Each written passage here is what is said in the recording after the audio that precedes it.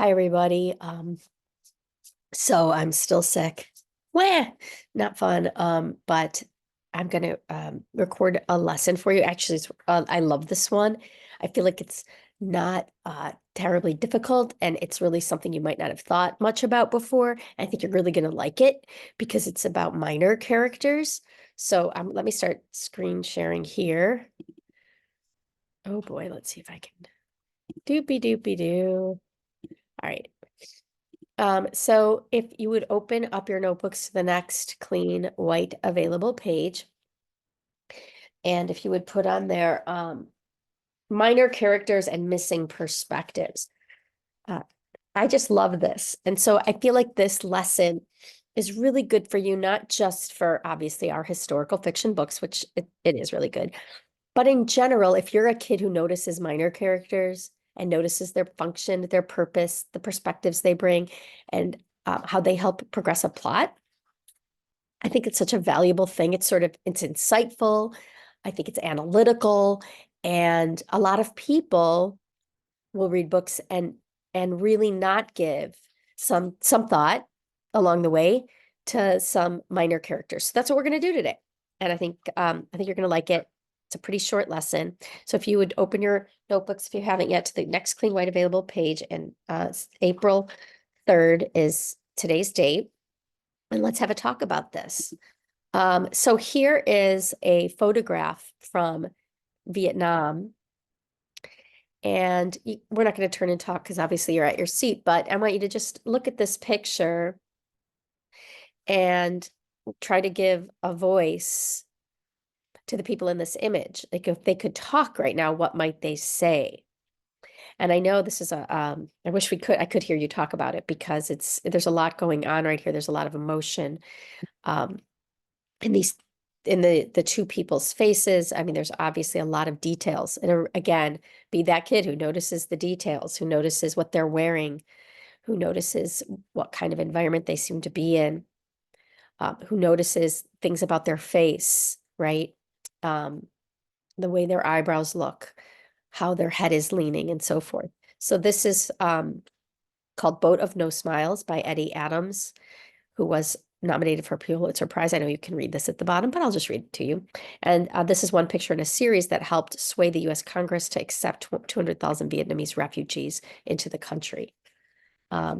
Because there's really obviously a lot of emotion here. So maybe jot for a little bit, what are some details you notice about these people that gives you some indication of what they're experiencing and what it's like to be them? So we can feel more and think more if we extend our focus beyond the protagonist, which is, of course, the main character. So minor characters are in there for a reason, and they can help to carry out the big message or ideas. Now, in our last lesson, we started to touch on theme, because you're well past the halfway point with your books, probably. And you're starting to see what the message is. Why did the author write this book? What did they want us to understand and learn? So we're going to take a look today in our books at some minor characters and see if that contributes to what we might think of as the theme or the big idea in the book. So you might remember the perspective of the sergeant yesterday when I read the rest of Patrol. And there's also perspective on this page of Old Woman and Old Man. So secure the village, a sergeant calls. He points towards the army. And you could stop right there and be like, well, what is his perspective? Why is he, calling this out? What does he want? What's his role in this war? What's his role in this book? A sergeant is a higher level, obviously, than the soldier, right? So what does maybe think to yourself, maybe you don't have any experience with soldiers, or with wars, or even armed forces, but a sergeant is a higher level. So what might a higher level person be thinking that maybe the soldier is not? And then it goes on to say the enemy, a brown woman with rivers of age etched deeply into her face, an old man, his eyes heavy with memory, and babies babies, little enemies crying on the mud roads, little enemies with tears running down dusty cheeks. So maybe put yourself in the position of these characters that are mentioned, this old woman or this man who has this memory, and all of these soldiers from America are there. And how does that feel? And what might their experience be like?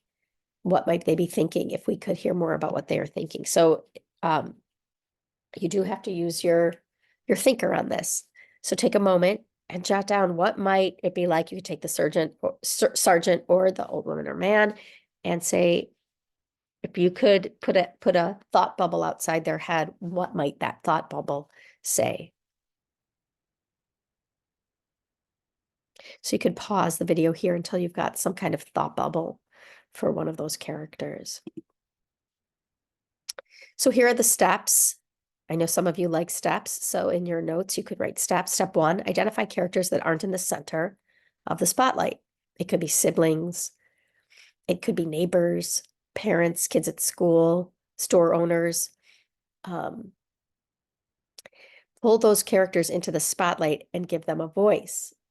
They could either, if you were going to say, the sergeant, what might they say? What might they be thinking? What might they write in a letter home, right? It might be different, very different than a soldier because his responsibilities are very different. And so jot down the new ideas that come to mind.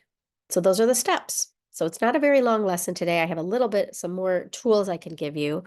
If you want to pause it here and write these steps down, and if you want to write them as 1, 2, 3, that might be helpful, and you can just write the steps to considering other perspectives. So again, this time, if we were together, I would have you look at the Vietnamese soldier remember the soldier confronted him. And neither of them shot. They both looked at the other, but neither of them shot. They both just took off and left the other alive. So maybe what it would feel like, again, if you were in Vietnam and these strangers, these foreigners were in your country pointing guns at you, how is that different from what was happening to the soldier we know? So again, you could pause here and practice that thinking. So today, again, just to go through the steps, we're going to think about the perspectives of minor characters. Soldiers learn to survive. The soldiers learn to kill. The soldiers don't hate the enemy. All of these different minor characters. I wouldn't worry too much about these 2 handouts. We can talk more about those when I come back. And also we can start to talk about if you make a little chart like this, where you have 4 different perspectives, the protagonist, the soldier, you've got the sergeant, the old man and the old woman, the Vietnamese soldier. And